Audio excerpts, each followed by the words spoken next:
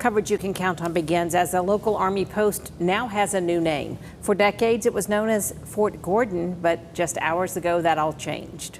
One more time, Tiffany Denise Hobbs, live outside of Gate 1 on this historic day on post. Tiffany. That's right, Brad. A tremendous turnout this morning. Today's redesignation ceremony had music, ceremonial unveilings, and a very special guest speaker, Susan Eisenhower, the granddaughter of General Dwight D. Eisenhower. Today and henceforth, we operate under the banner of Fort Eisenhower. Leaders of the newly named Fort Eisenhower tell us that today not only marks a name change, but also a move to incorporate the Eisenhower name into training.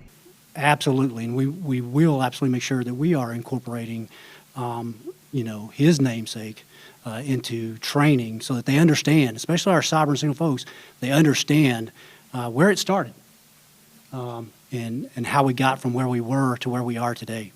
Serving in the military was Ike's choice. Ms. Susan Eisenhower says she believes her grandfather would have been proud of this honor. And I think he would be extremely pleased that a post like this one, that is so central to the future security of our country, is named in his honor. But he would be thinking about the people who are working here, I can tell you that.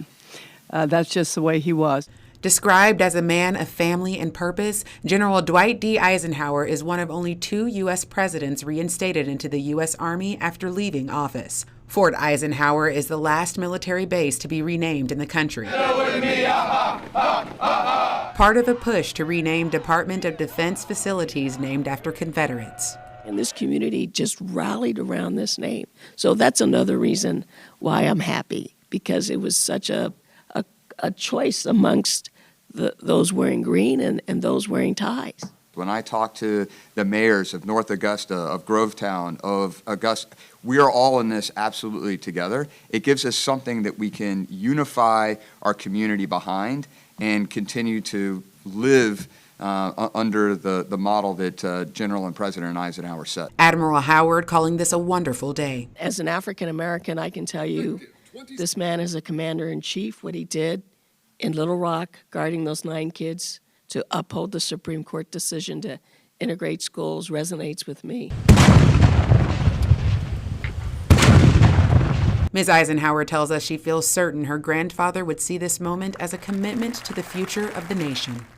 It's a new step forward for our country to begin to understand that there are always great traditions, but we have to move into the future, and we move into the future as the United States of America. Now, October 14th would have been General Eisenhower's 133rd birthday.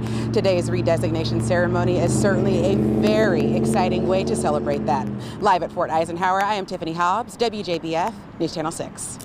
Tiffany Hobbs, it has been great working with you. Great story today. Absolutely. Just a first-class human being from a wonderful Augusta family. We'll miss you so much. Going to spread her wings for sure. Look for her on the silver screen in the coming years.